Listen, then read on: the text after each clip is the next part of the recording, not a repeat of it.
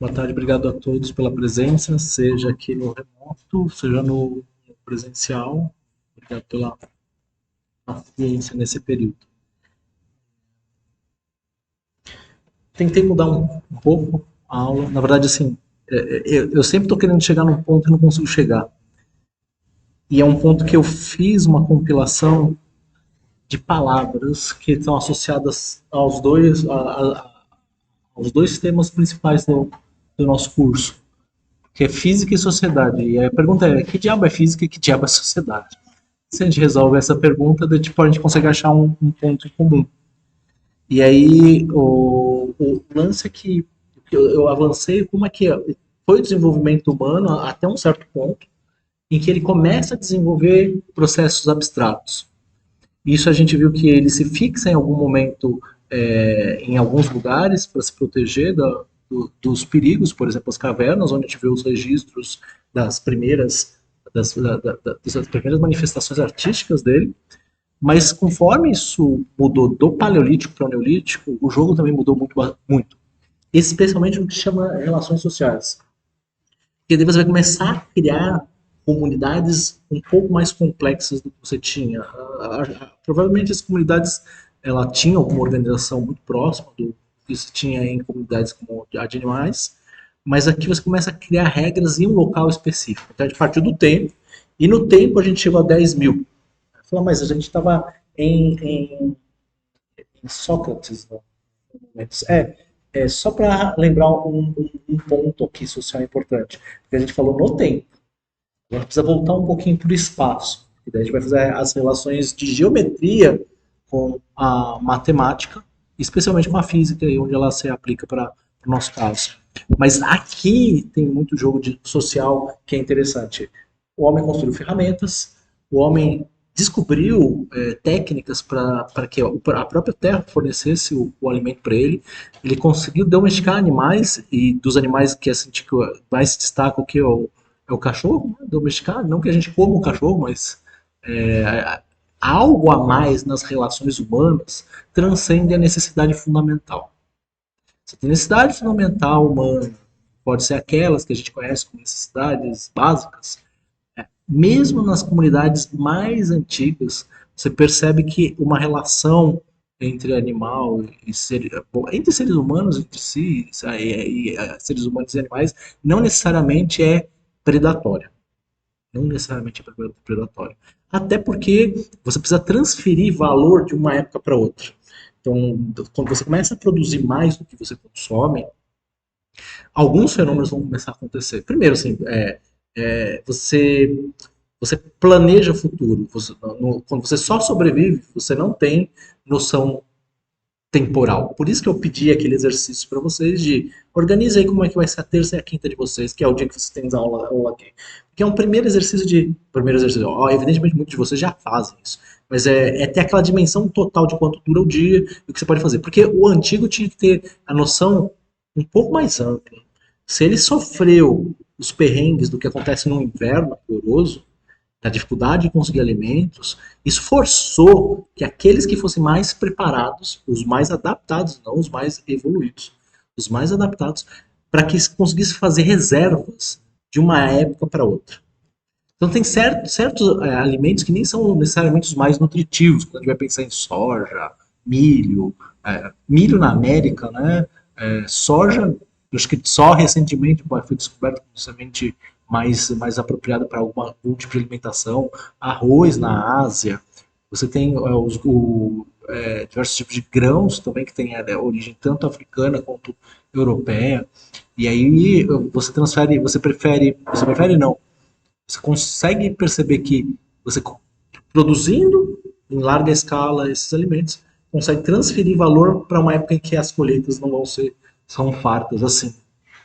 E ainda boa parte das civilizações não surgiu nessas regiões onde o frio se estabeleceu. Parte das civilizações se estabeleceram margens de rio e regiões férteis. Aí, com isso, também se começou a construir residência.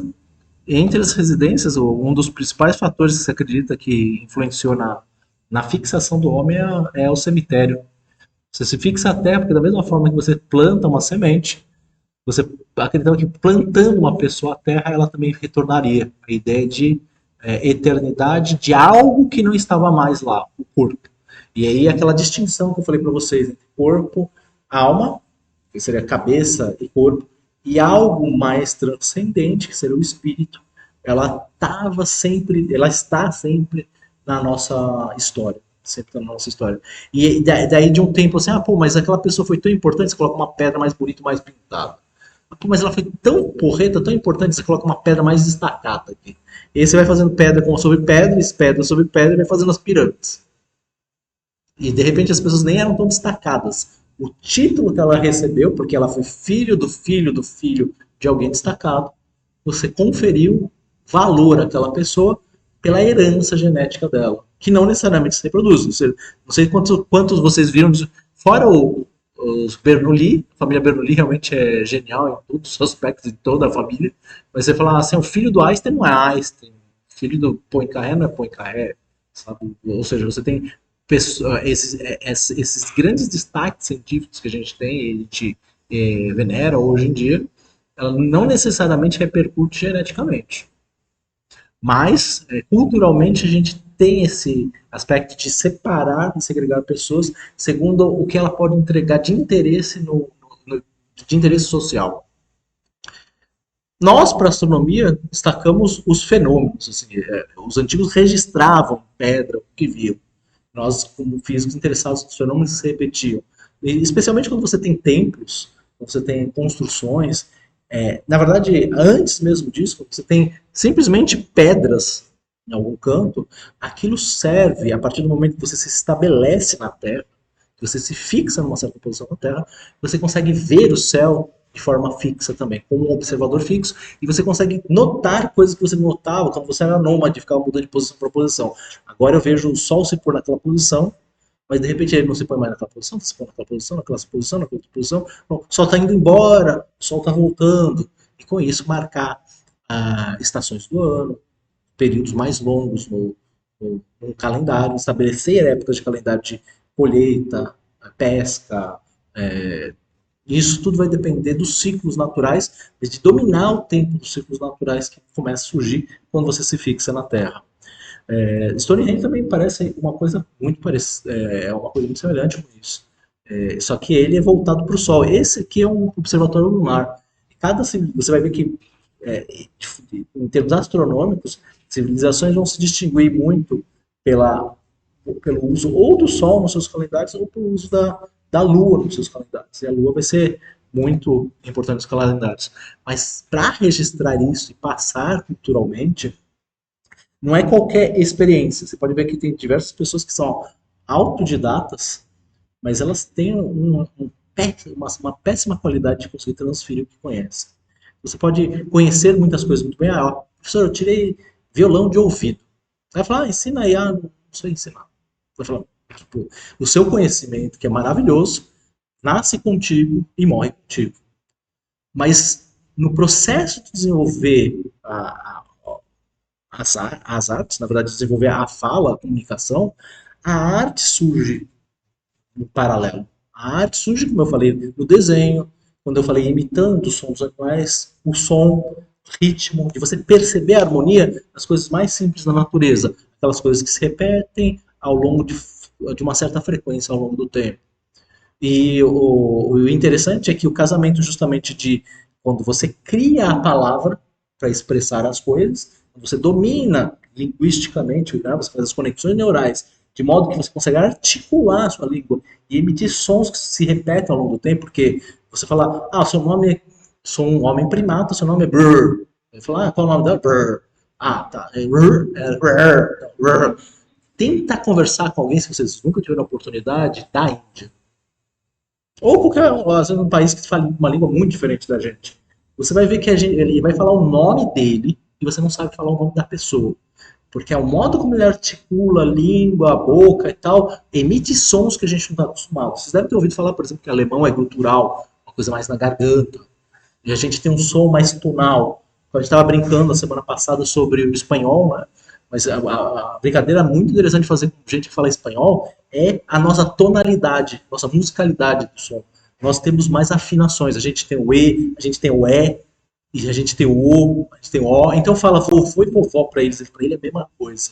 Fala queijo e queixo, mesma coisa. Vocês entendem. Vocês já pegaram a nuance de como é o artigo, porque vocês são brasileiros como eu. Mas quem não é e nunca precisou desenvolver isso, ele sabe o que é queijo para ele e o que é queixo para ele. Inclusive são palavras bem diferentes, e a gente não tem essa semelhança. A gente põe palavras muito semelhantes e a gente consegue distinguir. Em francês vocês vão ter diferentes tipos de U dependendo do acento, diferentes tipos de E com acento, e pra gente é a mesma coisa falar E. Falar, mas que é, não, não, é diferente, são diferentes. E com essas diferenças, marcando palavras. E a noção musical de ritmo surge a poesia. E com a poesia surge é o modo de você perceber que duas coisas podem ser harmônicas entre si. A palavra e a letra. A musicalidade vai vir mais ainda. Você colocar tom nas palavras, mais ainda. Mas se você falar aquela coisa que bate ritmicamente, tá, tá, tá, tá, tá, tá, tá, tá, tá, tá, tipo, como uma marcha, é a primeira das coisas. Então, entre artistas que se destacaram nisso, em termos históricos, porque a gente vai falar um pouquinho da jornada do herói, que baseia muito a ideia da ciência que a gente produz, Homero, o chamado Ulisses, da famosa Odisseia, você deve ter ouvido falar, e Exílio. E por quê? Porque ritmo é simplesmente a manifestação da percepção de tempo para os seres humanos. Os seres humanos naturalmente têm um contador na cabeça, como se fosse o relógio biológico deles batendo, e que eles percebem coisas que estão ritmicamente, que estão dentro de um ritmo ou que não estão dentro de um ritmo. E o ritmo vai ser a marcação de um tempo. Galileu vai perceber que o pêndulo vai se manter no mesmo ritmo, dada algumas condições físicas. Mas os antigos percebiam as estações, que é um período muito mais longo que você consegue medir do que com o pêndulo, que também se repetiam por causa de uma frequência, por causa de um ritmo. E aí, assim, você vê diversas coisas no modo como eles contam histórias que resumem uma cultura. Eles só se destacam. Evidentemente, eles poderiam ter sobrevivido só por o seguinte, assim, vamos supor que um alienígena venha visitar a Terra enquanto a civilização já acabou. Por onde ele vai tirar mais informação sobre nós mesmos? Por exemplo, a gente vai ver que, sei lá, cada esquina aqui tem uma quadra de futebol. Tipo, a quadra de futebol deve ser um templo em que eles adoravam o deus Bola. E vai também pegar o que assim, e daí tinha deusas que subiam nos palcos e dançavam as danças lascivas e tal. Por quê? Porque vai ver a frequência com a qual a gente via alguma coisa. Então, vocês podem até não gostar de Anitta ou alguma coisa tipo, mas tipo, se destaca. Socialmente se destaca de uma forma que muita gente faz. Ou Deus garrafa de cachaça também, tipo, se destaca. Vai se encontrar tanta garrafa de cachaça que lá, isso aqui era endeusado. Né? O que vai conseguir sobreviver? Aquelas coisas para as quais existe mais viés, onde acontece mais. E aí você faz estatística. Talvez eles tenham se destacado no passado para a gente, porque eles eram muito citados, porque eles estavam em ressonância com uma sociedade. Você vai falar todos? Não necessariamente. Mas todos os tops que sobreviveram para a gente falam deles. Então você fala assim, quantas vezes você viu Einstein você nunca viu, porque Einstein e a Anitta não são contemporâneos, mas quantas vezes você já viu falar lá o Stephen Hawking falar da Anitta? Lá. E aí? Então, tipo, você começa a conferir valor para certas pessoas, categorias de pessoas que você fala, olha, não, mas eu gosto de Anitta, então, sem problema. Mas Stephen Hawking não fala dela. Aristóteles fala de Exílio, fala de Homero, Platão fala de Sócrates não tem nada. Sócrates é falado sobre. E é curioso como essa coisa a gente vê historicamente, né? Porque vocês vão ver, por exemplo, a falar sobre Cristo histórico. O que é Cristo histórico? Tipo, eles querem separar a crença da ciência. Ok? Absolutamente justo. Mas daí por que não se fala de Sócrates histórico, de Aristóteles histórico? Porque assim existem mais evidências assim históricas, né, documentos relatando, por exemplo, a Cristo do que Aristóteles. Em termos documentais, né? Você tem a Vulgata, você tem alguns documentos da época, e diversas pessoas citando. Documento não é só aquilo que a pessoa escreveu, porque Jesus nunca escreveu nada, mas Aristóteles também não. Muito menos Sócrates. O pessoal achava que Sócrates, achava não, ainda acha que existe essa discussão. Como você não tem registro histórico de Sócrates, que ele é uma invenção de Platão e Aristóteles para contar uma boa história. E a gente não tem essa, realmente não tem vestígios que permitam a gente avançar nessa história. Mas, de alguma forma, eles vão contar a origem e os destinos da humanidade. E muita coisa está nas mitologias. Então, o que se denomina mitologia eurocêntrica nada mais é do que uma mitologia compilada por gregos, mas que tem origem asiática, que tem origem africana e europeia. Contada por um povo que está realmente no que é identificado como Europa, mas assim, se você vai ouvir, por exemplo, o conto de Hesíodo sobre a Andrômeda, uma das histórias mais bacanas, que você vai ter Perseu, você vai ter Cassiopeia, você vai ter a própria Andrômeda. É uma história africana, uma história que Andrômeda é etíope, e Perseu mata para ficar com Andrômeda, mata Cetus, o monstro, que na verdade era uma baleia, então ele era também um assassino de. Né, tipo japonês, deve ser japonês que gosta de comer baleia. Não, na verdade ele associava com Mira, a baleia, Cetus, a baleia. Mira é a estrela, não, nem digo a principal, mas é uma estrela muito característica da constelação de Cetus, porque ela é variável, uma variável bem importante. E aí, daqui a gente pode tentar fazer paralelos com outras culturas que foram preservadas muito menos por causa do quê? Da palavra. A palavra não chegou a gente. Muitas das palavras chegaram. Quando a gente vai pegar a cultura indígena, o que sobra é muito de relato de um pajé que às vezes já é altamente civilizado. Você não tem as origens, porque registros históricos escritos, algo que a gente pode documentar e associar data à época são difíceis. Mas alguma coisa se mantém para que a gente consiga fazer os paralelos, ao contrário do que acontece com os gregos. Passei para você. Passei para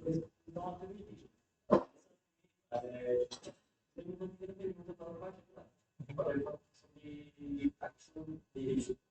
Analisando o vídeo de história, eles simplesmente foi. Por que eles observaram? É a mesma coisa que falamos sobre o exemplo responder se ele se revelasse, ninguém acha que é 100% a questão. Ele quis acreditar em algo e a ciência não estava explicada. Não, o que eu digo é, se você quer recuperar, o que se fala muito de um termo moderno chamado ancestralidade. Como se fosse possível para cada um de nós, seres humanos, ter uma conexão direta com o passado. Sem a intervenção de todas as outras culturas que estão associadas a nós. Não por uma ideia de colonialismo, mas por uma ideia de simples sobrevivência do sobrevivência da história final dos sobreviventes.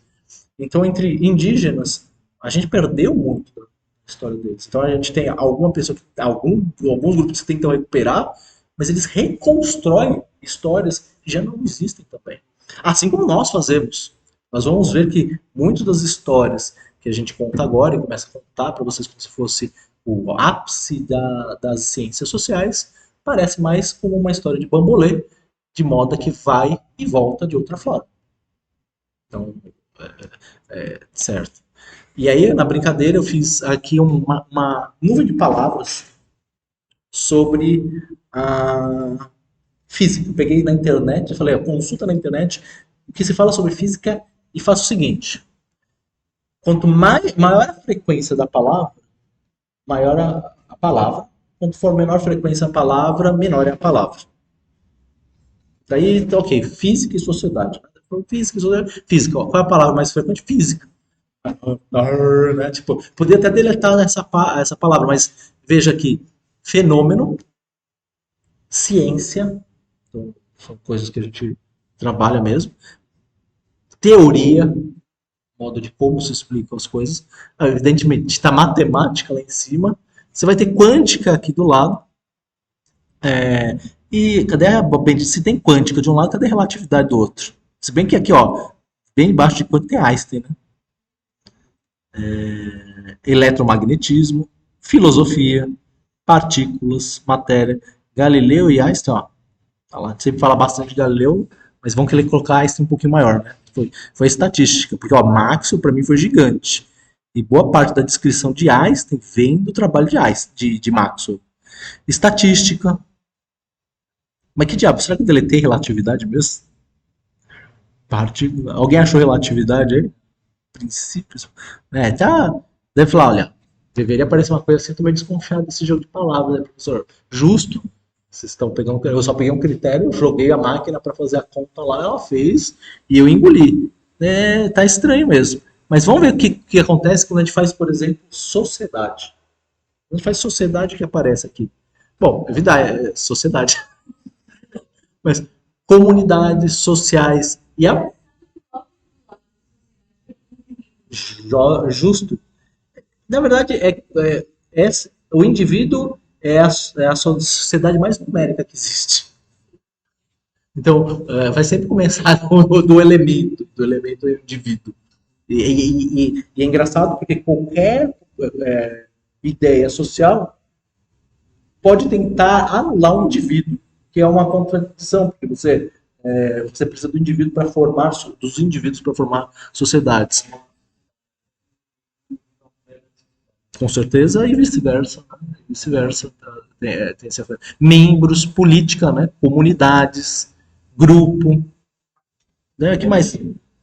Você viu biologia aí? Ah, ideologia. Ideologia, bem. Fenômeno. E aí, eu falei, pô, mas tá difícil, porque eu tô comparando uma coisa que é física e sociedade. Não seria melhor comparar duas ciências, sociologia? Daí eu peguei sociologia. Social e sociologia, óbvio. Sociais, teoria, que são coisas que coincidem, né? Pesquisa e relação, ciência e análise. Durkheim, né? Um deles, mas você deve encontrar do mesmo tamanho Max Weber e talvez você encontre Karl Marx. Você achou? Bom, você encontrou Conte aqui. Marx está aqui, ó, relação e Marx, mas Marx está embaixo da relação de alguém com alguém. Relação, ou relação. E aí, quando a gente embora seja ilustrativo colocar isso, a coisa importante que eu falei nas últimas aulas é que são as conexões, como você conecta. E aí até tá falando relação, né? Conectar. Como é que conecta isso? Bom, agora eu já tenho uma estatística de palavras que são associadas à física, um conjunto de palavras que são associadas à sociedade, sociologia. O que eu fiz? Cross correlation. Fazer uma correlação cruzada. Eu fiz assim, em primeira instância, né? Peguei todas as palavras que são lá de. Deixa eu tirar da frente aqui. A física, né? Mas todas que são sociedade e sociologia. E fui vendo o que existe quando eu cruzando uma com a outra, vendo o que tem em comum. Daí eu separei os tópicos para vocês, as palavras que coincidem tanto em física quanto em sociologia e sociedade. E organizei elas aqui segundo a frequência que elas aparecem em física. Deu umas 300 e tantas palavras. 650, 327 palavras. Que coincidem nas duas áreas. E aí eu queria dar uma explorada com vocês nessas palavras aí. Que são, porque aí a gente está fazendo relação. Ciência, mecânica, científico, teoria. Bom, não sei porque a quântica aparece tanto na sociologia, mas é uma preocupação nossa na área de física agora, quanto está aparecendo terapia quântica. É. Coach quântico, meu Deus. É. E eu que só usava o quasar, né? Que era mais astronômico. Mas é verdade, virou. por um fenômeno social. Porque nós passamos ao processo de neopaganismo em que a ciência passou a ser um deus a ser adorado. E aí, quando você pega isso, beleza. Então, qual é o top das tops da ciência? Daí as pessoas elas vão para o discurso de autoridade. Ah, Hawkins estudava quântica, estudava buraco negro. Ah, então eu quero isso aí. Você não precisa conhecer o que ele fazia, porque assim, de merda em merda, Hawkins fez muita. Não que eu soubesse eu ler essas merdas, mas você vai ver outros autores e essa é o processo científico. É você conseguir colocar o seu discurso contra pares. Tá? Pessoas que têm o mesmo nível, como Penrose como é que é o cara que foi consultor lá do filme Interstellar? Kip Thorne, Kip Thorne. Então você pega pessoas top que sabem falar mesmo do cara. Você fala, ó, bacana a tua iniciativa aí, legal, mas tipo, não vai em lugar nenhum. E aí outras pessoas que vão desenvolver o trabalho, porque existe uma que ideia que ciência é feita de ideias. Lembra aquela frase que eu falei? Ciência é tão feita de ideias quanto uma casa é feita de tijolos. Não adianta você colocar um montão de tijolo no quintal que a casa não se forma. Então, ideia é algo como cocô. Todo dia a gente faz. Mas o importante é como você transforma. Então, não basta ter ideia. Você fala, professor, eu tenho uma ideia formidável. Desenvolvo. Não adianta trazer a ideia. Ah, o Hawkins tinha essa. Roubou minha ideia. As ideias estão no ar aí. As pessoas desenvolvem. Aí está o trabalho do cientista. Mas por isso que tem teoria, estudo, pesquisa, análise, síntese, análise quebrar, síntese, são partes do nosso jogo de palavras. Essa aqui que a gente vai começar a entrar positivismo. Se bem que a frequência não está alta aqui, não. Ué. Eu não organizei sobre. Ah, eu organizei aqui, ó, em ordem numérica, ordem de frequência, aquela que mais acontece. Por isso que eu pus o gráfico.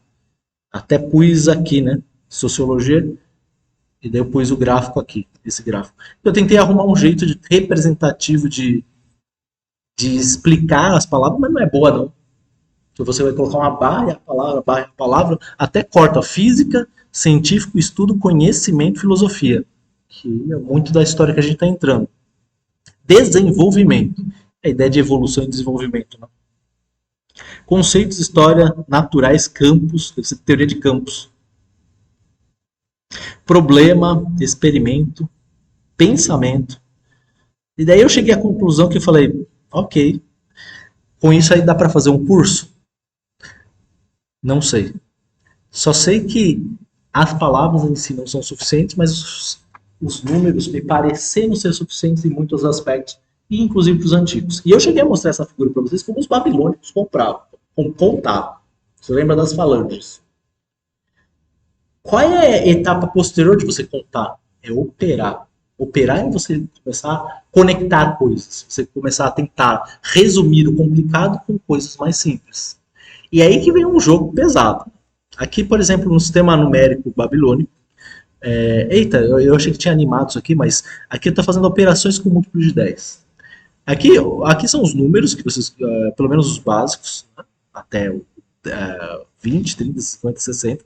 Mas no 60 lembra que você não tinha um símbolo para 60. Sabe qual é o símbolo que eles usavam para 60? A mesma coisa da ideia posicional, só que eles repetiam o símbolo sem um caractere novo. Então 60 era o 1. E aí como é que você sabe a diferença entre 60 e 1? Ah, é foda, né? E ainda mais, quando você põe isso aqui, a escala 10, o 60 passa a ser isso aqui, 600. E isso na redação babilônica antiga, porque linguagem, ela evolui no tempo. E ela evolui naturalmente. Você não pode forçar que uma linguagem, falando, olha, eu quero que vocês usem a linguagem assim. Exemplo de onde aconteceu isso. Portugal em Angola. Ah, não, vocês vão forçar a língua lá português. Que a gente não teve muito disso aqui, pelo menos a gente não tem registro, né? Com os índios tinha quando a gente fala dos bandeirantes, geralmente eram os mestiços, que eram misturados de portugueses e indígenas, e que falavam tupi.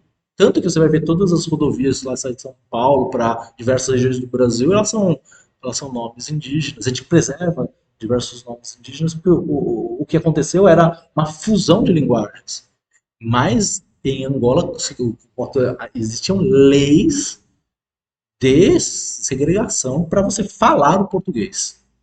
E assim, você violentava um povo. Você falava de forma escondida o seu idioma, mas o português, ao longo do tempo, começou a dominar. Por isso que a gente tem esses Porto Príncipe, Portugal, Moçambique, que falam português hoje em dia. Mas, ou seja, você forçou, mas mesmo assim você não venceu. Muito da linguagem ficou. E no Babilônio também. Eles tentaram evoluir, assim, é uma evolução para operação, puramente operação matemática. Então representava um com uma bolinha, 10 com uma bolinha redonda e um com uma cunhazinha. O 60 era uma cunha grande, para diferenciar um do outro. E aí quando você quer fazer uma operação, por exemplo, 10 vezes 60, você coloca uma bola dentro da cunha. Daí fica 600. 60 vezes 10. E aí, assim, para fazer uma bola grande assim, então você quer representar isso aqui tantas vezes quanto os números de segundos que acontece. Num dia você põe isso aqui, grandão, a bola grandão, 3.600. É 60 ao quadrado. Daí você coloca a bola dentro da bola para fazer com que você tenha uma operação dela ao quadrado 10 vezes. Tá começando a aparecer uma lógica operacional. Ainda não tem simples, mas veja, essa aqui é mais simples, né? Se isso aqui é 1, isso aqui é 10, você lembra que o 60 era isso aqui? Mas o 60 podia ser representado com isso sobre isso aqui. Esse símbolo novo, você representava, você multiplicar 10 por 60, e aí você tinha os 600. E aí uma coisa muito legal que eles começaram a perceber, o quadrado. Por que a gente chama coisa de quadrado hoje? Exatamente porque tem a ver com você multiplicar uma coisa por ela mesma, porque tem a ver com a figura quadrada. E eles representavam aqui, ó, você quer pegar 60 ao quadrado, você pega o símbolo de 60 e coloca dentro de uma figura quadrada. Isso era 60 ao quadrado. E, mas eu quero multiplicar isso por 10. Daí você coloca o símbolo do 10 dentro, porque quando você conta isso por 10 em cima, é multiplicado por 10. Só que, bom, tudo bem. Veja um exemplo aqui. Esse daqui pode representar, dependendo, fora, se você não tem um contexto, isso aqui pode representar 60 mais 10 mais 5, né? Porque isso aqui é 60, isso aqui é 10, isso aqui é 5. 10, 75.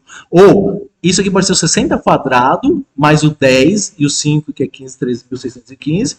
Ou, como eles não tinham ponto decimal, como a gente tem, eles pode ser fração. Então pode ser 15 sobre 60. Daí você tem 15 sobre 60, é 1,25. Quando você vai ver, quando as coisas são astronômicas ou muito grandes, você vai trabalhar em potências. E quando você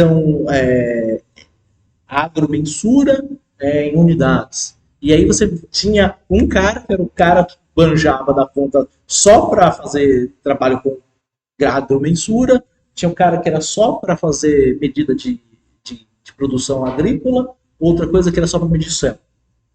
Sendo que a gente sabe que é tudo número, hoje. Mas você tinha pessoas que ficavam especializadas numa coisa só, pelo modo como representava. Esse aqui é mais complicado ainda, né? Você tem 2 vezes 60 mais 45, 165. Mas isso aqui poderia ser 2 vezes 60 ao quadrado. E aí não tem uma relação que a gente chama unívoca. Você lembra dos conjuntos? Você tem um conjunto que eu chamo de símbolos e um conjunto que eu chamo de significados. Essencial da filosofia, do que a gente chama dos discursos de filosofia. Então, peguei dois conjuntos de Venn e como é que eu ligo os símbolos aos significados? Bom, o ideal seria que fosse uma linha reta. O símbolo que eu uso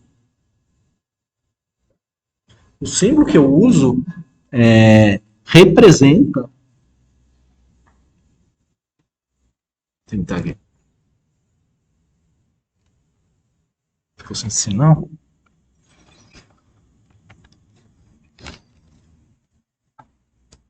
Um único significado.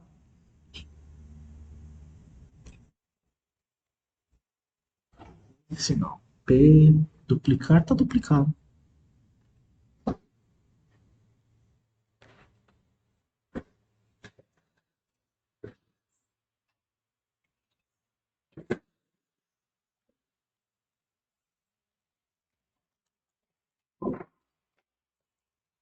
Vamos até lá.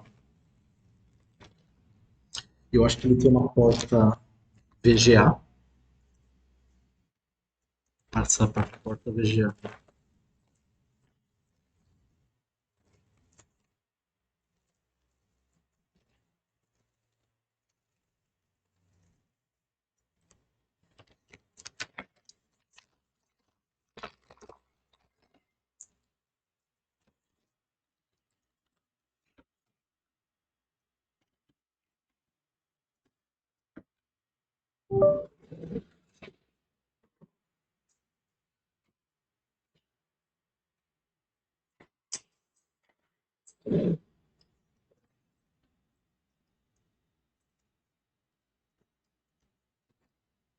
Tá com a sorte. Mudar a fonte.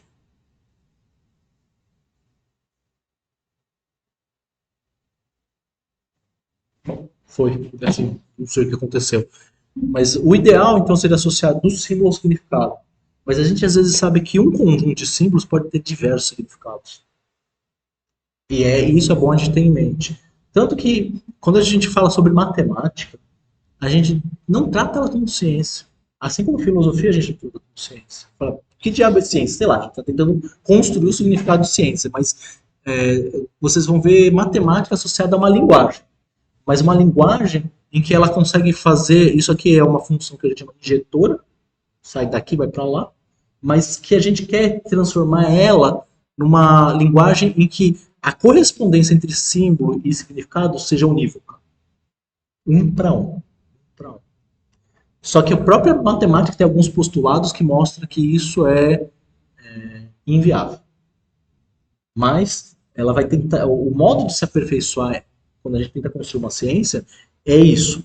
A gente vai tentar fazer com que os conceitos que a gente desenvolve com a ciência, ela tenha uma relação quase, pelo menos o mais próximo possível do nível. E se a gente perceber, assim, por exemplo, cruzando os significados, que eles estão criando complicações, a gente tem uma função que é bijetora, volta, e quando ela volta para esse conjunto, a gente aperfeiçoa o significado dela, o símbolo que vai representar. Então a gente precisa de uma comunicação contínua entre dois conjuntos, dos símbolos e dos significados, e a matemática é a ciência por excelência que faz isso. Isso aqui era matemática, mas está longe dos símbolos e dos significados serem unívocos. Só que hoje a gente tem operações em que a gente tem o símbolo e o significado muito mais unívoco. Por quê? Porque a matemática ela se aperfeiçoa ao longo do tempo, procurando essa unicidade da relação entre símbolo e significado. Fala alguma coisa? É que a gente tem colega da matemática e é isso. O teorema de Pitágoras, a gente sempre fala de Pitágoras, mas na Mesopotâmia já se tinha conhecimento sobre ele. Só que eles eram muito pragmáticos na matemática deles. Então eles não ficavam com questões da ideia vir antes da praticidade. Na verdade, eles eram muito práticos. Esse aqui é um dos primeiros registros que possivelmente foi aplicado ao teorema de Pitágoras. Está vendo um quadrado aqui? Eles têm uma tabela de tríades pitagóricas, de números que o teorema de Pitágoras vale. E aqui eu só estou falando número, eu coloquei uma escala numérica aqui em babilônico, porque a gente vai tentar ler isso aqui. Dá para ler um pouquinho, separar o triângulo aqui. Você pode ver que aqui tem aqueles 3 tracinhos que significa 30. Que são 3 cunhazinhas deitadas. E aqui você vai ver a cunhazinha de 1, de 24, aqui a cunha de 51 e aqui de 10. Essa cunha de 1, 24, 51, 10 ela é muito interessante. Por quê? Bom, de uma forma genérica, isso aqui provavelmente era uma pastilha de argila de um estudante e que estava aprendendo a fazer alguma coisa. Em operações sexagesimais, como as dos babilônicos, eu estou aqui na calculadora aqui embaixo, isso aí representa assim, bom, 1 significa uma unidade mesmo, mas isso é mais 24 dividido por 60. E o 51 é dividido por 60 ao quadrado. Então, mais 51 dividido por 60 ao quadrado, o quadrado aqui na calculadora é Q, 13.600. E o 10 é 60 ao cubo. Então, é dividido por 10, mais 10 dividido por 60 ao cubo. 60 ao cubo, eu tenho que pegar a segunda função aqui e aparece o cubo aqui. Daí põe igual. Opa, aí põe igual. Vê esse número que está aparecendo aqui, eu acho que talvez esteja pequeno, mas agora ficou grandão. Esse número, 14142, é raiz de 2 aproximado até ao milionésimo. Primeiro milionésimo. A vantagem do sistema sexagesimal é que você garantia com números redigíveis, né, 30, 10, 15, 60 e tal, precisão até o milionésimo. Por isso que a astronomia babilônica era relativamente tão precisa. E ainda mais, ele está falando que essa parte do triângulo, que a gente chama de diagonal, quadrado, ela é raiz de 2, que é basicamente o que derrubou Pitágoras nas ideias de números sobre eles, porque raiz de 2 a diagonal significa que os lados são 1 e 1. Alguém já caiu ou eu perdi a internet, só para variar, né? Deixa eu ver se eu consigo conectar de novo. Uma universidade que não consegue fornecer internet, né, nas didáticas para os alunos, é uma universidade que está assim, muito fadada a falir por ineficiência. Mas a gente vai fazendo o melhor que a gente consegue. Conectei de novo, desculpa aí a queda. Então, beleza. E eles faziam de forma numérica. Por isso que, como eles não tinham desenvolvido conceitos algébricos, não se fala que o teorema de Pitágoras não era babilônico, mas eles tinham tabelas gigantes representando 3 lados que eram correspondentes entre si aos catetos e a hipotenusa de um triângulo retângulo. E aí, pra gente, fica muito simples a gente falar, olha, vamos chamar esse lado aqui, o lado que tem um ângulo reto, e aqui vamos chamar os vértices com letras latinas, A, B, C, maiúscula, como Euclides fazia. Vamos chamar com letras latinas, minúscula, A, B, C, os lados dos triângulos, e os ângulos com letras gregas, alfa, beta e gama. O lance é que eles perceberam que só o fato de ele ser retângulo, ele guardava uma relação intrínseca entre si. Embora eles não tinham símbolos para representar isso de forma eficiente.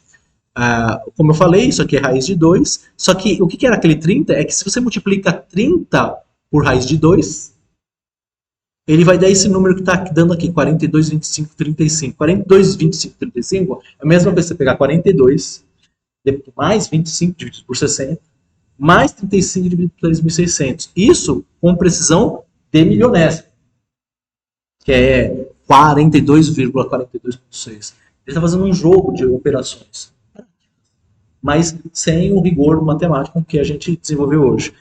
E que a gente herda em algum momento quando traduzem em termos geométricos, né, o que significa um quadrado. A área desse lado, associada desse lado, é igual à soma da área desse lado com a soma desse lado. E a gente consegue enxergar a relação algébrica geometricamente. Esse casamento de geometria e as relações algébricas só vai se consolidar com Descartes. E é a partir dessas discussões que a gente vai conseguir fazer o que a gente precisa falar sobre vetores e também a parte de áreas, que vai ser cálculo integral, e tangentes, que vai ser o cálculo diferencial do curso de Física e Sociedade. Vamos falar sobre a área. Então, geometria sempre significou medir o mundo. Porque geo é o nome que a gente usa para terra e metrias a palavra que a gente usa para medida. E ela foi de interesse em diferentes civilizações. Entre civilizações gregas, uma anterior e africana é conhecida, a egípcia.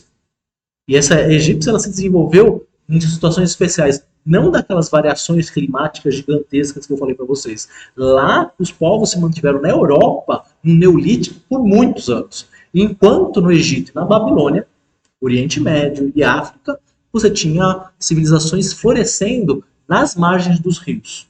Isso porque os ciclos do rio eram domináveis. Ciclo, eu quero dizer período. Você lembra que eu falei ritmo? Tá, tá, tá, tá, tá, tá, tá, tá, tá, tá, tá, tá. Bom, isso aqui é musical. Você ouvir música na natureza. Você chegar e falar, o rio sobe, o rio desce, o rio sobe, o rio desce. E isso a gente precisa que as pessoas vivam um pouquinho mais do que viviam. Você sabe por quê? Bom, essa coisa mais curiosa, né? Porque, quem teve festa de debutante aí? Vocês já ouviram falar de festa? Entendi. Não teve. Mas ganhou alguma coisa? Ganhou alguma coisa? Uma viagem? Parabéns. Bom, mas deve ter ganhado no ano anterior e no ano posterior também. É, tá. É, porque nós fazemos certas convenções sociais. Na convenção social de algum tempo atrás, 15 a mina tá pronta para abate. Falar, bom, já dá para ter filho. Já... E assim, isso se mantém. Assim, você não precisa ir para muito tempo muito antigo. Aqui a gente encontra muita gente, né, que, pelo menos nos interiores, já tem filhos desde muito cedo. 15 anos já está tendo filho. Por quê? Porque é uma possibilidade biológica, não necessariamente uma possibilidade psicológica. Mas ok, a psicologia se adapta à situação. E a situação em que as pessoas estão sujeitas no limite da sobrevivência é o básico, essencial. O resto a gente vai desenvolvendo ao longo do tempo. E produção de alimento era crítico. A partir do momento que você consegue controlar a produção de alimentos, você faz isso. E as áreas que eram produtivas, você pode ver assim, esse é um mapa de satélite mais próximo ao delta do Nilo. Você pode ver que as áreas que são verdes são aqui do lado. Esse deserto, deserto. Então, você precisava dar uns 200 passos para morrer no deserto. Mas depois você podia estar num oásis, que era onde o rio subia, umedecia as margens e permitia a produção agrícola. Então aí, ótimo. E aí você começa a ter excedente. E quem fazia as contas dominava o excedente, porque não sei se vocês viram lá o Grande Sertão Veredas, que o grande salvador, o personagem principal, é a esposa em diversos aspectos, que é a única que sabe fazer conta da forma mais esdrúxula possível. Torta, pega lá umas pedras e faz isso. Nunca aprendeu formalmente o algoritmo que a gente aprende para fazer matemática. E com isso, o senhor da terra dominava. Porque, tipo, você poderia dar um salário que era metade, um quarto, tanto faz, porque as pessoas não sabem contar. E a mesma coisa assim no Egito. Então, se você é uma pessoa que vê qual é o ciclo da natureza, e ainda mais, você sabe quanto cada área da Terra produz, você sabe o que cobrar das pessoas. Então, e aí vem o tema área. Se eu pego um pedacinho aqui do delta aqui e separo, posso quebrar ela na pura geometria, não olhar como terra, mas olhar como geometria. Posso ver uma figura aqui com dois lados, A e B, um retângulo. E a gente sabe que a área é o produto de A e B. Por quê? A área vai ser uma dimensão extra em que você vê quantas vezes A cabe em B.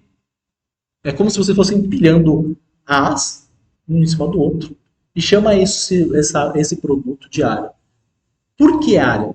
Porque a produção depende da área. Não sei há quanto tempo vocês têm visto sobre produção. A agro é pop, agro é tudo, agro. E a gente tem sido massacrado pelos estrangeiros que nós estamos deteriorando áreas por exemplo, amazônicas para a produção agrícola, que não acontece. A única coisa que acontece em queimada associada à produção agrícola é chamada roça e é de herança indígena. Mas não assim, tipo, você acredita que estão tirando mais terras de região amazônica para a produção agrícola. Isso não é verdade. Para pecuária, bom, acontece. Mas para a região agrícola, a gente tem batido recorde em cima de recorde de produção agrícola por eficiência, não por área plantada. A área plantada é a mesma, só que a gente aumentou a produção da mesma área. Na época dos egípcios, isso vai chegar no século XIX, bater forte. Se você tinha uma área, ela só podia produzir aquela quantidade de grãos. E aí você tinha o chamado crescimento geométrico da população e o crescimento aritmético da produção, porque depende da área. Então a área, você soma essa área com essa área, com essa área, com essa área, e a produção vai ser fixa. Não vai aumentar. Sempre vai. O número de grãos vai ser proporcional a essa área. Daí, assim, danou, né? Mais ou menos. Então a gente chama área, o produto de A e B de forma genérica, e se media com uma coisa que tanto os egípcios como os babilônios vão ter palavras diferentes. E os gregos vão ter uma palavra diferente. Mas medida dos corpos. Claro, pô, vou falar assim, os egípcios usavam cúbito com a medida dessa posição do cotovelo até a ponta do dedo. Para o babilônio, o cúbito é isso aqui, é a distância do teu braço até a tua mão. Isso é o cúbito. E daí você vai ter a medida, por exemplo, estádio. Estádio você vai ter o grego e o egípcio.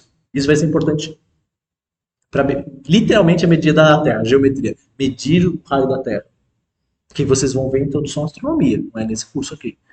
Mas se eu meço aqui a área cadê, 100 cúbitos, né? Eu vou chamar 100 cúbitos uma palavrinha que é um múltiplo dela. Ao invés de escrever a palavra 100, eu vou resumir o 100 como um H. Isso chama hectocúbitos. Então, se um quadradinho é um hectocúbito, eu tenho aqui quantos quadradinhos? Rapidamente é fácil de fazer.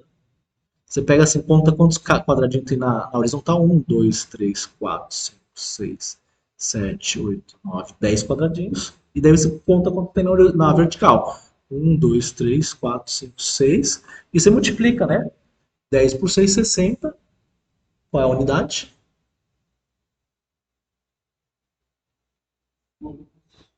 Hectocúbitos.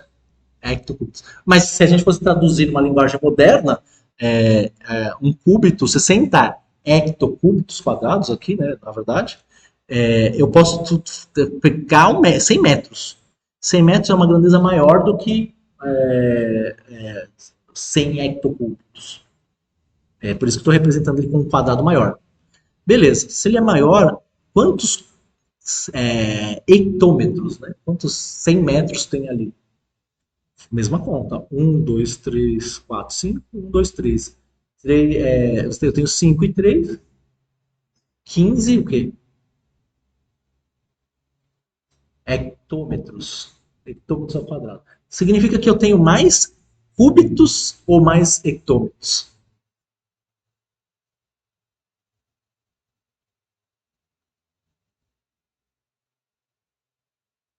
Fala, professor, a pergunta é muito idiota, não pode ter uma resposta óbvia. Às vezes aluno pensa assim, não, fala, professor, a pergunta é muito idiota. Você não pode estar perguntando isso.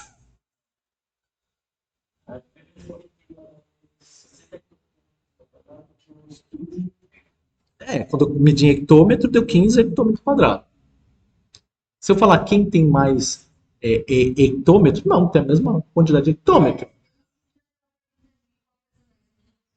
Eu lanço essa no curso quando eu falo sobre densidade, porque às vezes tem gente que cai. Mas daí eu passo toda a brincadeira sobre densidade intrínseca. Mas, ou seja, os números são diferentes. Os números são diferentes. Lembra? Diferença no que é semelhante, semelhança no que é diferente. A produção vai ser a mesma. Não importa. Inclusive, assim, você fala, nossa, a impressão é que a área é maior. Não, só porque o número é maior não significa que a área é maior. A área é a mesma. Foda-se o conceito, qual a unidade que você mediu. Geometricamente a área é a mesma. Então a produção vai ser a mesma. Não importa a unidade, nesse caso. Então é só o número que está se diferenciando porque você está usando uma unidade diferente. Mas vai ter a grandeza para você não ter problemas de produção, de você vender. O que você prefere? 30 hectocúbitos de terreno ou 20 hectômetros de terreno? Quando eu começo a fazer essa comparação, você vai ter que fazer conta. Pô, mas é que 30 já é mais do que os 15 aqui, do que a metade. Mas o 15, se eu tô pegando 15. Eita, caiu aqui. Vamos ver se eu consigo resgatar. Não consegui. Em teoria tá com internet. Resumindo, o que eu estou querendo falar é que toda vez que você está fazendo esse tipo de geometria com finalidades físicas, você tem que associar o número e a unidade.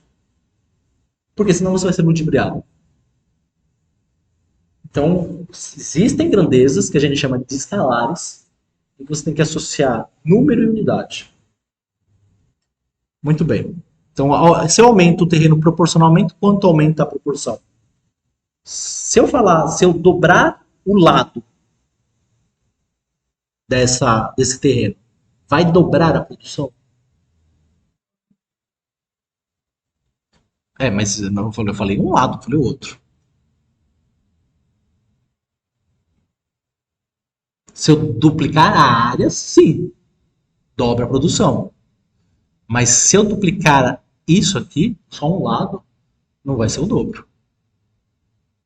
Vai ser o quê? Vai ser duas vezes AB. Se é duas vezes AB, o que aconteceu com a área?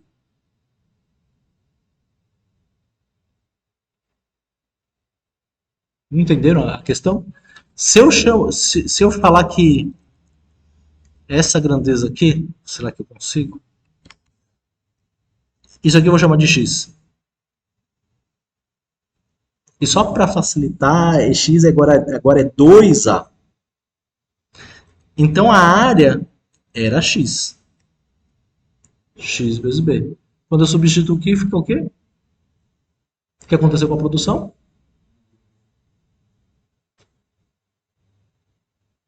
Eu dobrei a área.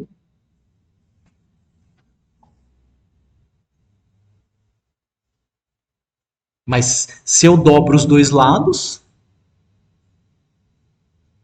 fica 2 vezes 2 dá 4. 4 vezes. Né? Se eu chamo isso aqui de y, isso aqui é vezes 2. Então vai ficar 2b. 4 quadruplica. Isso é tão importante para a gente na astronomia porque é como a gente capta a luz nos telescópios. O que é importante, o pessoal fala, nossa, que telescopião grande, né? Tipo, que compridão. Né? Isso aí não é importante, não. A gente tem os Aksutor e Cassegrain que é desse tamanho. Só que ele funciona como se um telescópio fosse de 2 metros. Porque você põe espelhos refletindo dentro, ele vai funcionar. É importante a abertura, a área recebida. Bom, recebi de... Ih, perdi. Não, perdeu de vez ali. Tá, vamos. Deixa eu pegar isso, Ctrl A. Deletar e. Bola pra frente. E aí a área a gente pode medir diversas vezes. Essa é até mais genérica, né? Que eu pego a área, um retângulo, AB, 2AB. Se eu pego um quadrado, mais fácil ainda, né? Porque ele é igual a um retângulo, só que você está chamando um dos lados de B também. Daí fica o quê? B quadrado. É daí que vai nascer a ideia de raiz quadrada. Eles perceberam que a operação de fazer o quadrado até é fácil. Mas quando você quer saber o lado cuja área é um b quadrado, aí é difícil. Não é tão fácil assim. Que a gente chama de raiz quadrada. Ou seja, raiz é o lado cuja área tem um quadrado tanto. Tá. Isso vai ser importante porque a gente vai usar essas figuras para calcular áreas de qualquer tipo de curva. Então a gente usa essas áreas básicas e determina a área de qualquer curva com um conceito que os gregos não tinham desenvolvido até então. Essa figura não é um quadrado propriamente, mas se você fosse falar, é que nem a gente falar um ovo, né? Uma coisa que é um círculo, só que é achatado, tipo de oval. Esse aí é um retângulo que foi meio amassado de um lado. Hã? Tem profundidade?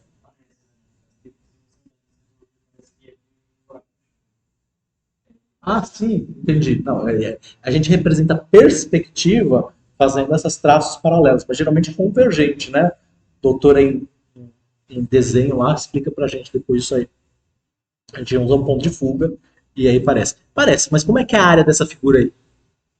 Essa área dessa figura pode ser quebrada de tal forma que a gente corta um pedacinho dela aqui, manda para cá e daí vira um retângulo, coisa que a gente conhece. Sempre tentando traduzir coisas que a gente não conhece a partir de coisas que a gente conhece. E daí ficou B vezes, só que a gente chama essa grandeza aqui, a grandeza que vai de um polígono, né, de um vértice até o oposto, a perpendicular oposta, a gente chama de altura. Essa aí, então, é fácil pegar, mas essa é tão importante, porque tem uma coisa que está lá no curso de você, na ementa de você, chamado produto vetorial. E ela vai basicamente operar com vetores em diagonais, em figuras que são paralelogramas. E a gente vai precisar dessa área aí, então por isso que eu estou relembrando agora. E a área do triângulo? A área do triângulo é fácil, é que você pegar a área desse paralelogramo, corta em dois. Você corta em dois, você tem a base vezes a altura, só que como base vezes a altura é a área do trapézio, quando você dividir por dois é a área do triângulo, de qualquer triângulo. Esse poder de generalização é demais. porque daí a gente vai usar, não nesse curso, mas ele tem a ver com uma coisa desse curso. Você tem que falar sobre torque. Torque. E no curso, quando vocês fizerem sistemas planetários, a gente precisa desse tipo de área, só que infinitesimalmente pequena, para calcular o torque que é produzido pelos planetas, que é zero, mas o momento angular se conserva, que é uma grandeza que vocês aprendem em Física 1. Então, por isso essa parte da revisão. Como eu falei, no céu, os antigos também faziam medidas. Tipo, eu consigo medir assim, olha, quantos palmos tem a mesa, porque eu tenho contato direto com ela. Eu consigo contar quantos palmos ela tem. Ou polegadas, né? Polegada, 2 polegadas, 3 polegadas. É quantas vezes uma coisa cabe na outra. Você precisa de uma referência. E daí, se a gente fala assim, a referência, professor, talvez em relação ao teu polegar, meu polegar seja razoável, maior. Você deve ser a figurinha menor, você também é pequenininha. Tipo, tá. Então, é uma disciplina inclusiva aqui para pessoas que são.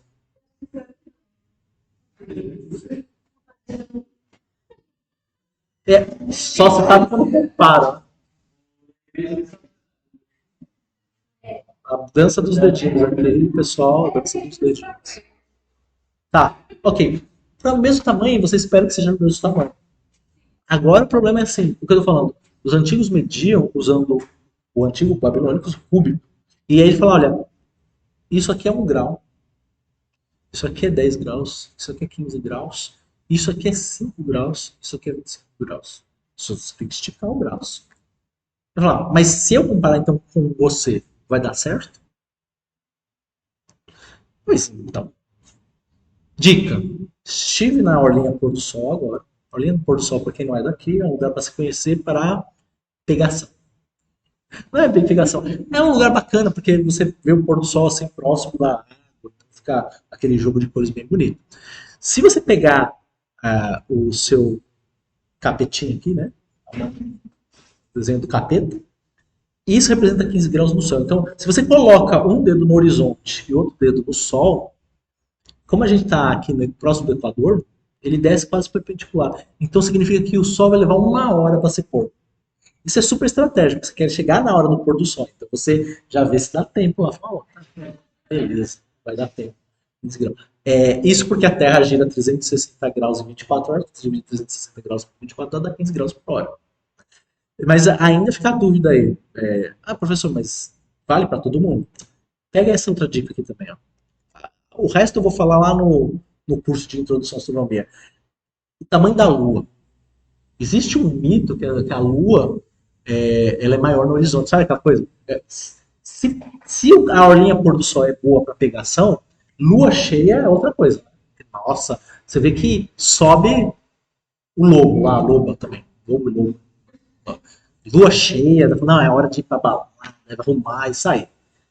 E daí você olha lá, você vai pegar na sua janela e olha no horizonte a lua e você vê aquela coisa assim, gigante, amarelona, chama, né?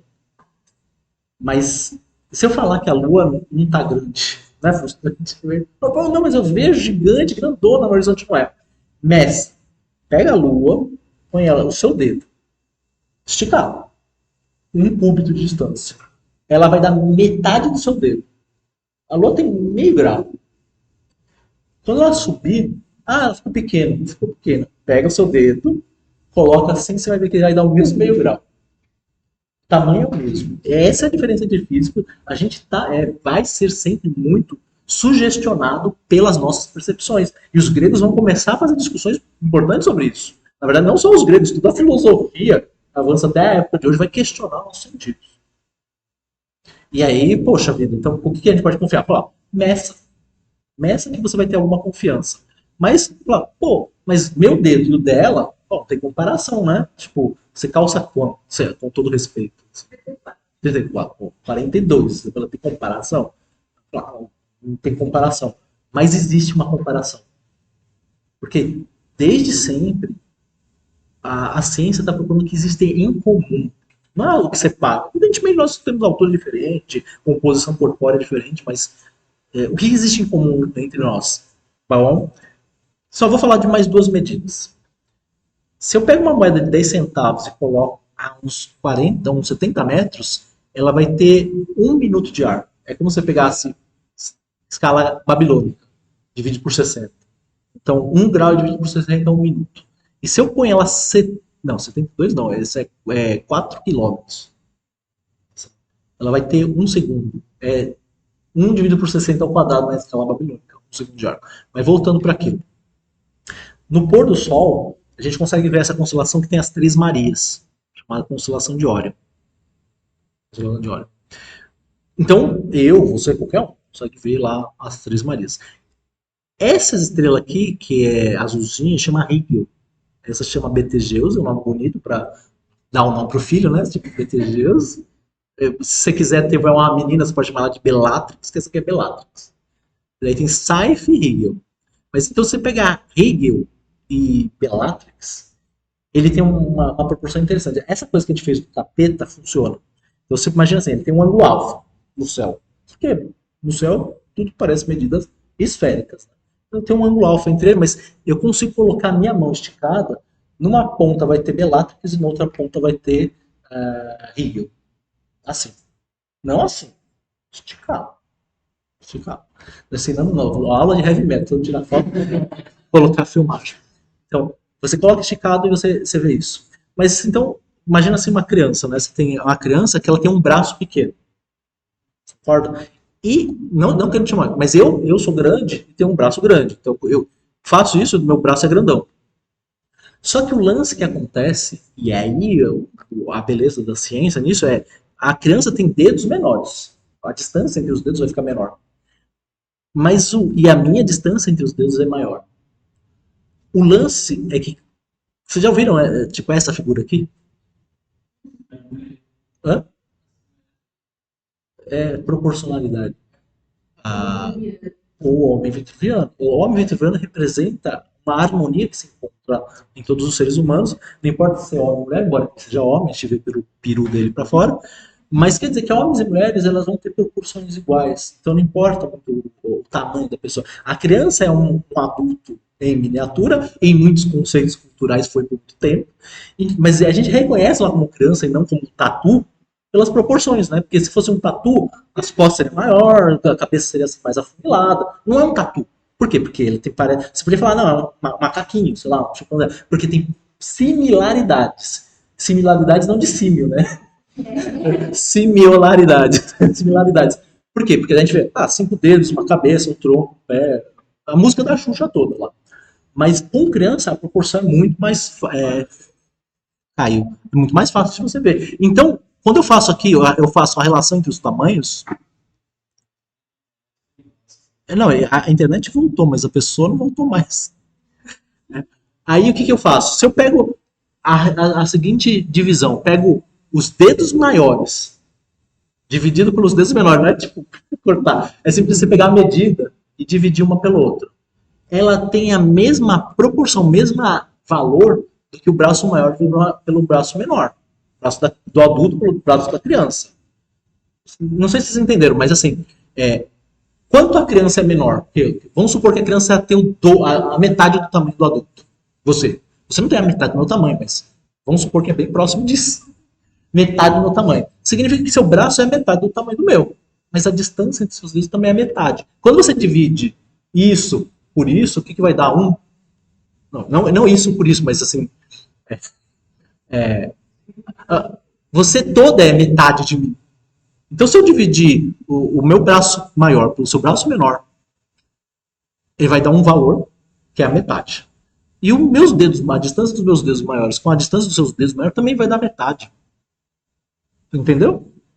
Por quê? Porque a gente é proporcional. Senão a gente não se reconhecer nem na foto do. A gente não se reconhece na foto do RG, né? Mas a gente fala a foto 3x4, né? Tipo, por que 3x4? Não, tipo, porque ela não tem uma proporção 3x4, mas ela é proporcional. Porque, tipo, se você tiver uma foto 3x4, ela põe o olho aqui, a orelha aqui e tal, você não vai reconhecer. Ela mantém a proporção. Até por isso que eu faço assim. Então, quando eu mantenho o mesmo valor, essa é a brincadeira. Eu tenho uma. Nessa foto aqui, eu pus uma foto ali, e a minha pergunta é: quem está naquela foto? Além de um ponto. Eu não entendi. Quem é essa pessoa que está ali? É, bom, o valor do chute, né? Não, onde a seta está apontando. Pode ser o erro, pode ser qualquer coisa. Mas o que eu preciso fazer? O que eu preciso fazer? O que eu preciso fazer? Ampliar. Então vou, amplio. Ampliei 50 vezes aqui na vertical. Quem está na frente? 50 vezes na frente. Põe quem é? Ah, não, professor, precisa fazer na horizontal. Faço 50 vezes na horizontal. Quem é que está na frente?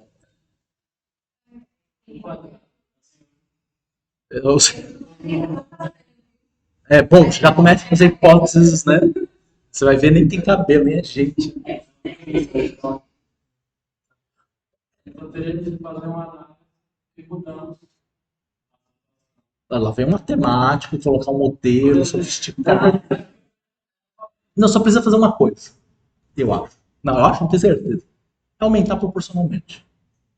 Quando a gente coloca figuras no documento, vocês já viram que aparece os quadradinhos assim embaixo e nos vértices?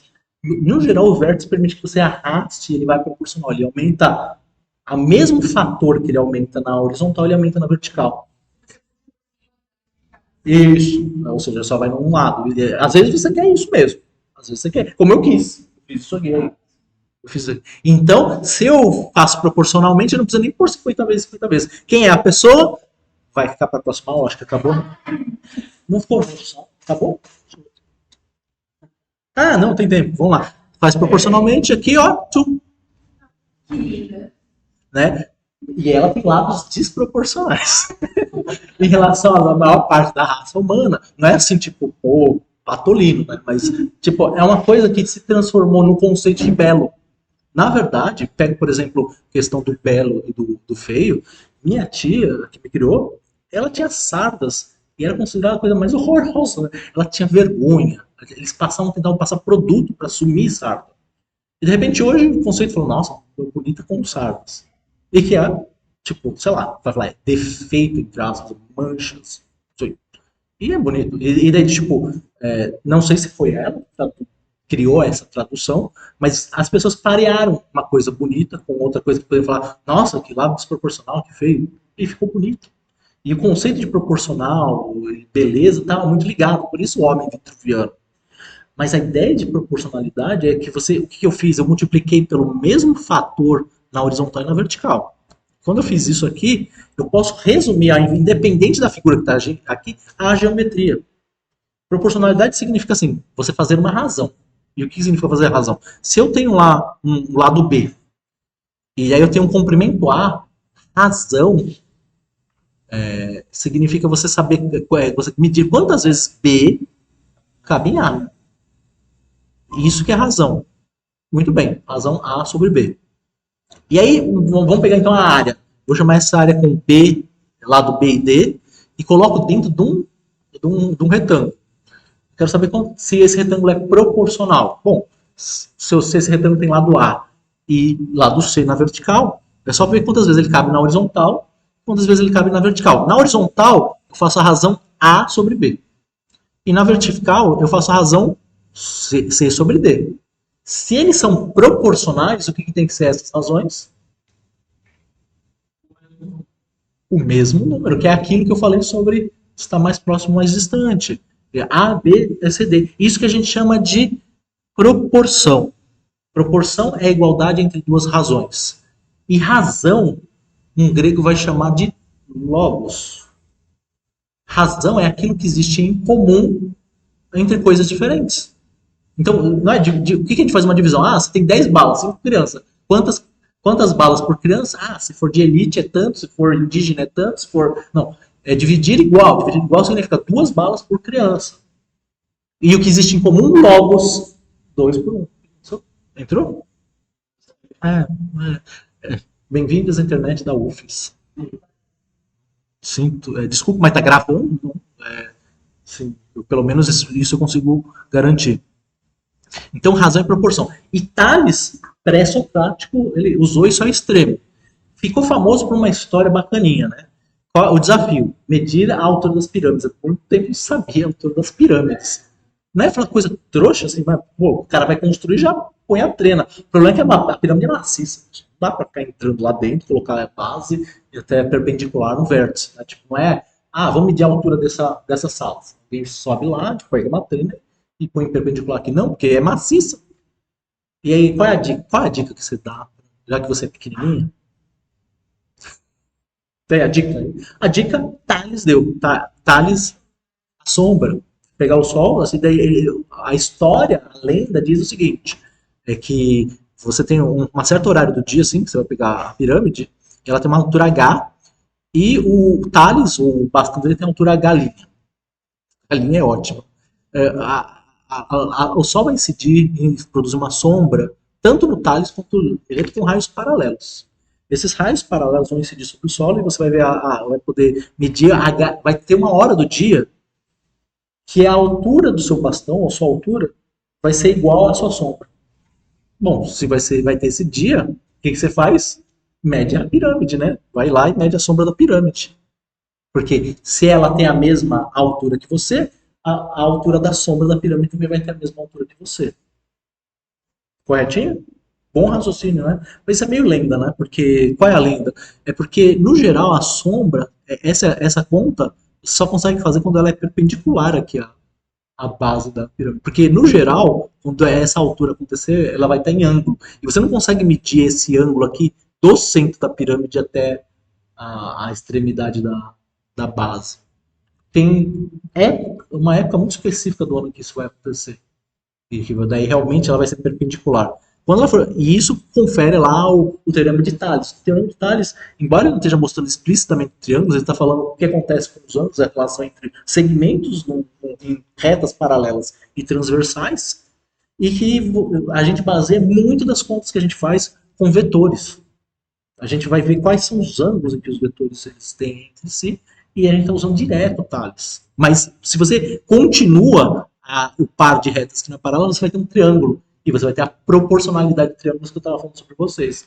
E aí, a gente só consegue medir quando a sombra estivesse perpendicular à pirâmide, porque daí a gente pode medir esse lado aqui, a base dividido por 2, e depois esse restinho que vai dar a altura da sombra, S, né?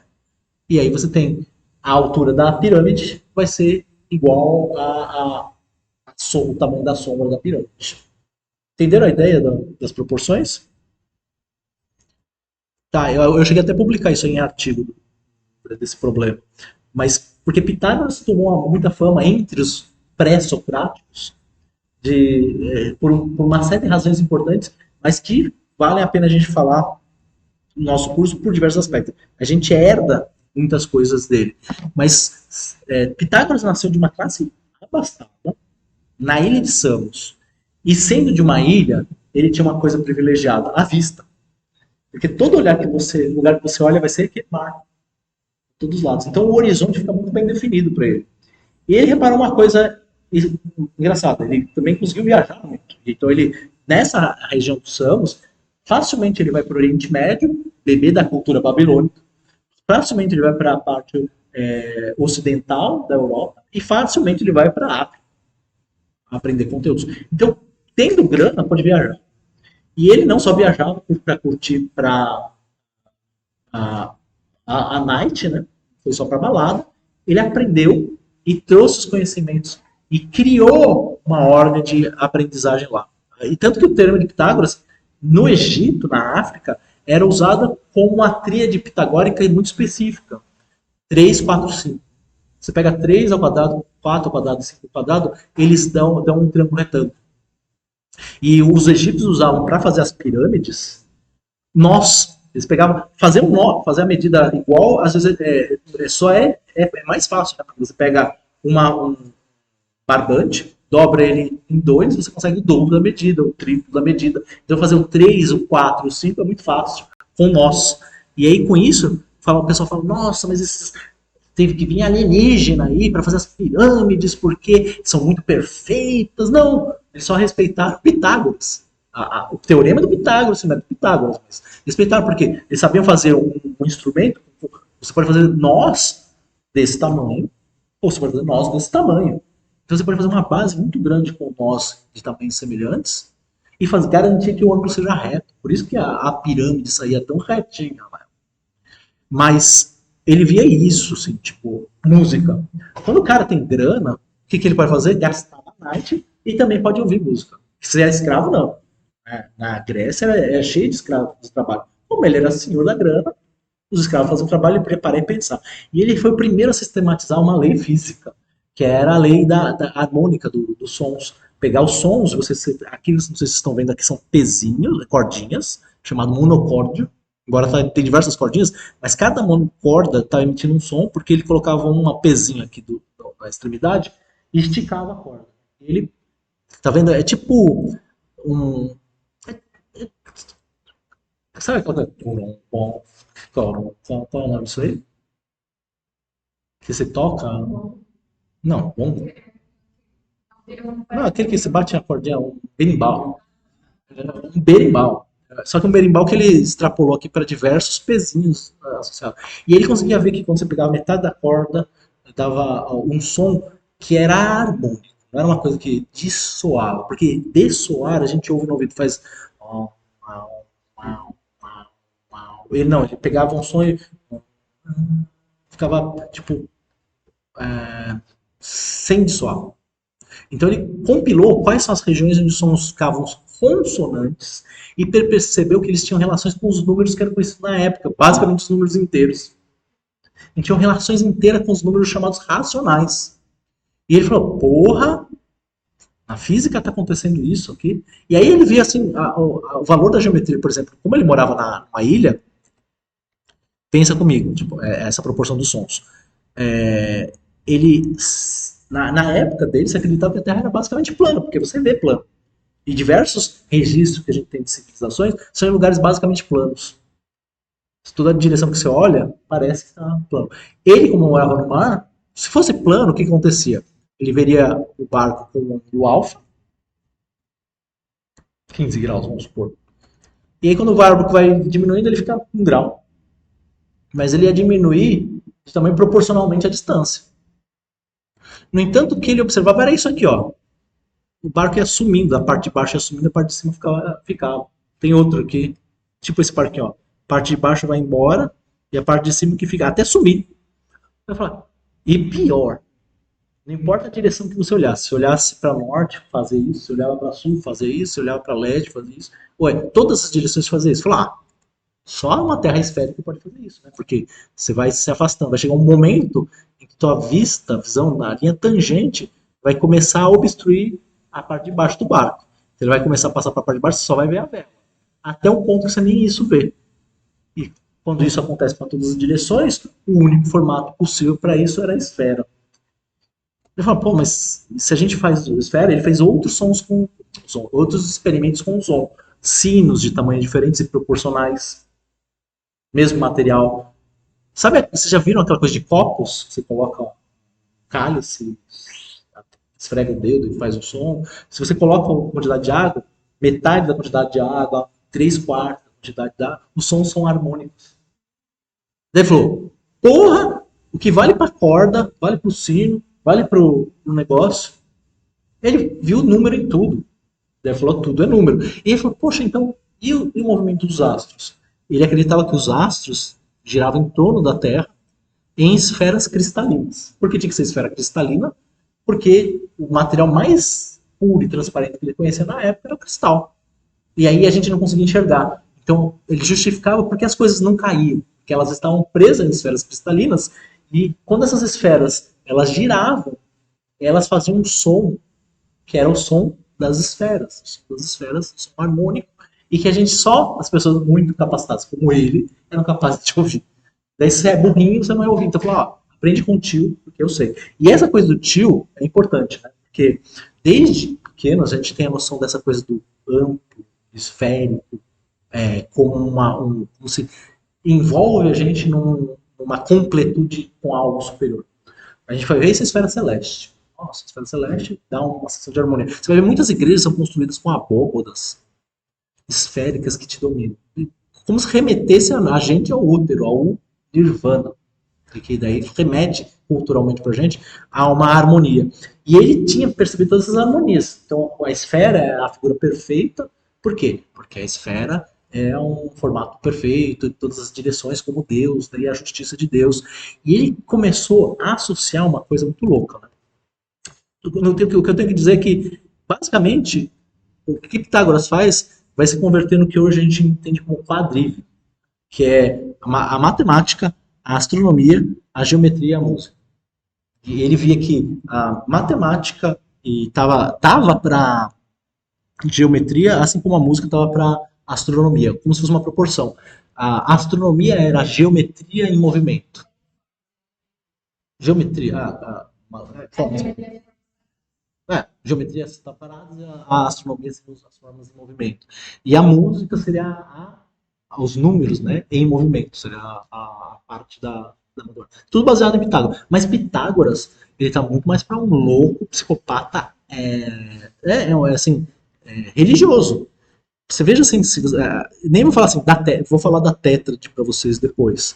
Mas é um símbolo lá que você vai remeter a um pentagrama, um hexagrama, que é basicamente o símbolo que virou o símbolo de Israel, a estrela de Davi. Mas o triângulo representa muitas vezes Deus. Tanto que você vai ver na nota de $1 lá, não só num dólar, mas esse símbolo aqui, deixa eu colocar R, esse símbolo aqui, que é um triângulo para representar Deus, aqui no cristianismo virou trindade por causa de triângulo. Mas ele tinha diversos elementos para as pessoas, diversas regras para as pessoas entrarem no grupo dele. Ele, por exemplo, tipo, não comer favas. Ele fala, o que tem de matemático científico nisso? Bom, basicamente nada. Mas ele talvez não gostasse, falar, ninguém pode comer favas. Não tocar em um galo branco. Não morder pão inteiro. Ele fala, oh, esganado, né? Mas tem aquela, não atiçar fogo com ferro. Não saltar sob traves. Não comer coração. Não sentar sobre um jarro. Mas nem sei o que era o jarro, né? Não alisar a marca do corpo deixada no lençol quando levantar a cama. São regras dos pitagóricos. Regras que ele estabeleceu e que ele era um expoente tão grande na época dele que acabou impondo culturalmente o que os outros faziam. E a gente tem marcas disso em diversas pessoas que vão se inspirar em Pitágoras. E ainda hoje, em termos religiosos. E que isso é muito parecido com um problema que aflige muito dos cientistas. Nós, que estamos formando agora. Transtorno obsessivo compulsivo.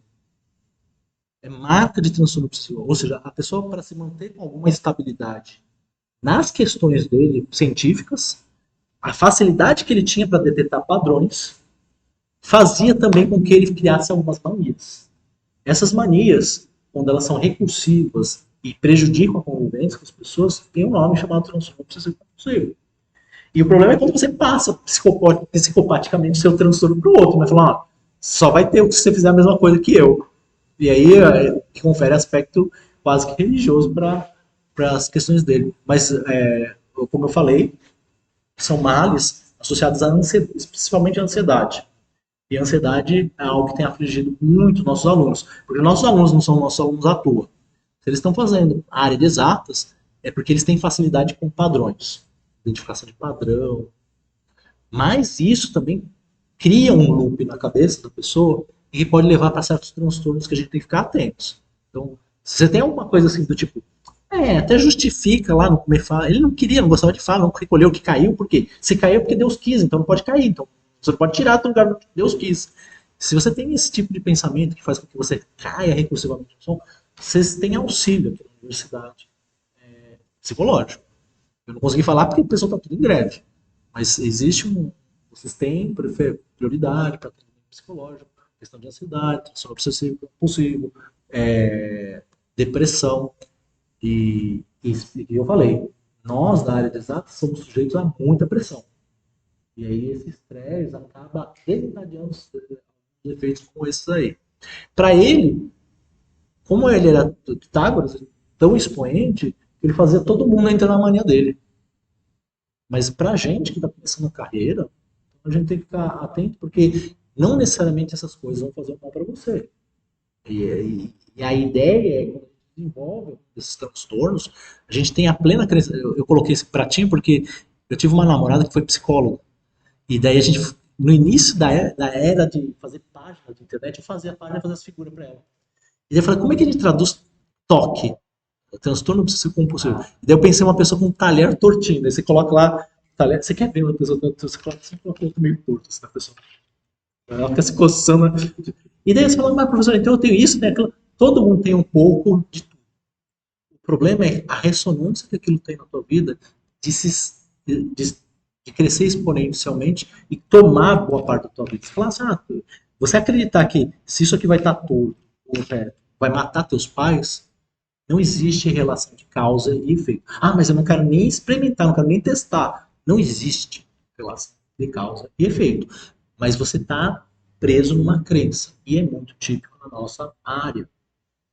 Existe muito esse tipo de transtorno. Então fiquem atentos que existe jeito de cuidar. Capiche? Tá. Depois eu falo dessa tétrade dos pitagóricos, porque daí a gente vai ter que falar de função seno e aquela coisa de aproximação. A gente vai falar sobre o método de aproximação sucessiva, que vai conferir o que a gente usa hoje para trabalhar com incertezas em física. Certo? Ah, acabou o nosso horário, né? 18h30? É, 18h30 em ponto. Pontualíssimo. Então, uma boa tarde para vocês. Muito obrigado pela presença. Até a próxima aula. Vai ter quarta-feira, vai ter uma reunião do pessoal e provavelmente eles vão discutir se aceitam ou não a proposta do governo. E eu acho que eles não têm poder de negociação e vão aceitar. Então, provavelmente a greve já acaba. É, o mínimo de dano possível. Não tem lógica. Tchau, tchau.